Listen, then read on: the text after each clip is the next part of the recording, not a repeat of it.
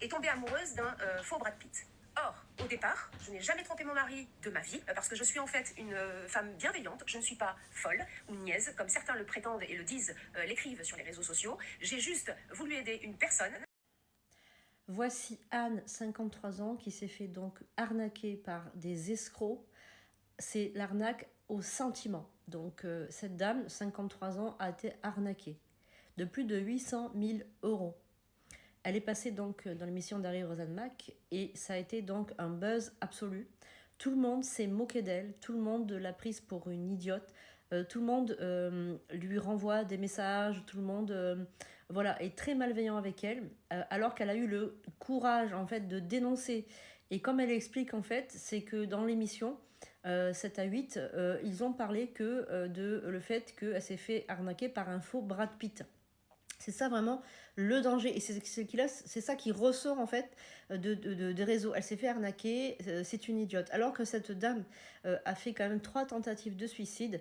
Cette dame donc s'est fait duper, certes, elle le dit d'ailleurs très clairement, elle n'est pas idiote, elle s'est fait duper. Il y a eu toute une...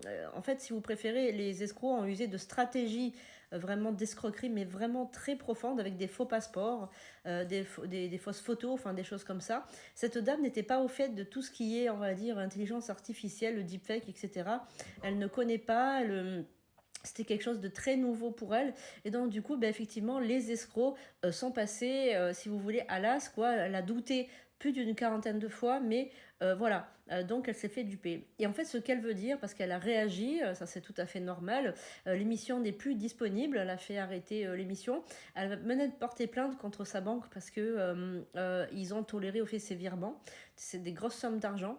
Voilà. En plus, la banque était en Turquie, il me semble. Elle a viré de l'argent en Turquie, donc bon, c'est un peu compliqué tout ça. Et en fait, cette dame, elle vit maintenant, elle n'a plus de toit sur sa tête.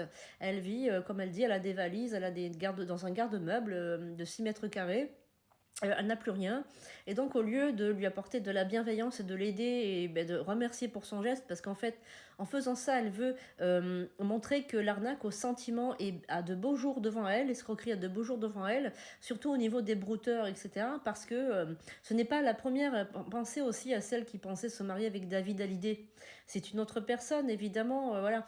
Mais je veux dire, c'est monnaie courante, malheureusement. Il y a aussi des hommes qui se font avoir, il n'y a pas que des femmes. Et comme je l'expliquais dans mon live, que vous pouvez retrouver donc tous les soirs après 21h sur TikTok, comme je l'ai expliqué, je parle de confidence et de voyance, de témoignages, etc. Puisque je suis psychanalyste également, je parlais justement du syndrome de Blanche-Neige.